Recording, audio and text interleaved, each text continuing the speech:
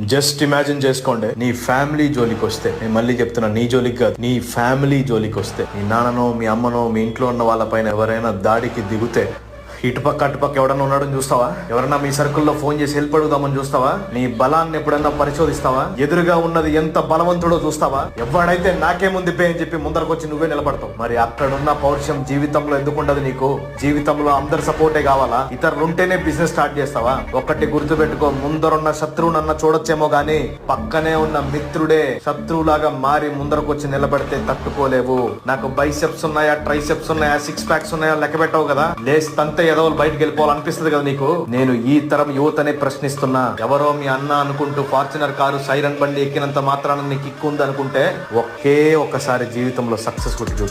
Kick అంటే ఏందో అప్పుడు అర్థమైపోతుంది. సైడ్ లో నిలబడే క్యాండిడేట్ డేంజర్ గుర్తుపెట్టుకో.